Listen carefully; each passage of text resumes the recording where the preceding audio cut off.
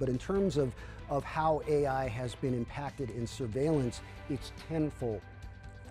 A local security company says AI helped police catch a burglary suspect. How the use of AI surveillance cameras led to the arrest tops 2 News Nevada Evening Edition at 5 o'clock. Glad to be with you, everyone. I'm Kristen Remington. Brian is on assignment. As we've been reporting, Reno police arrested a man suspected of burglary at a construction site yesterday morning.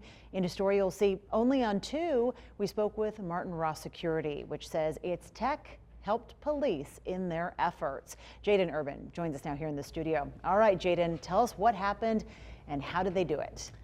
Yeah, so the company has multiple AI surveillance cameras on this particular site. The cameras have all sorts of technology to detect suspicious behavior, which it caught in this situation, and then that's when the security company notified police.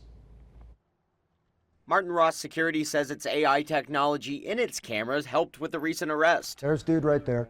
The AI recognizes immediately that there is a human in that area, applies it to the rules, shouldn't be a human in that area, and then it notifies by popping up an alert in our monitoring area in front of the operator. Before the use of AI, the security company says they would receive several hundred reports from the surveillance cameras. But more often than not, it wouldn't be anything more than the wind blowing or a squirrel. Now the AI drastically shortens those false reports. It improves that margin of error by probably 90 to 95% based on the effort of the programming. Patterson says the use of AI has not gotten rid of any jobs, but has just enhanced the workflow for current employees, especially for those who receive the initial reports. The communication specialist decides if it's something serious like a crime. If it is, then they let the dispatch station know, and that's when Martin Ross will send one of its patrols or call police. The security company uses multiple types of cameras. This is basically the camera, the strobe lights here, and a speaker system here that allows the operators in our monitoring and dispatch center to talk down to people in the field.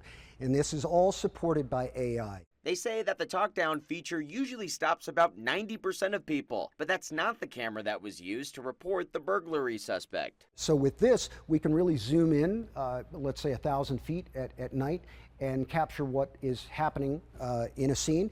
This represents the 360-degree portion, so there are actually 5 cameras in one in this. He says each camera works better or worse depending on the infrastructure of the building, but he says the cameras help to fill in the gaps when the patrol isn't there.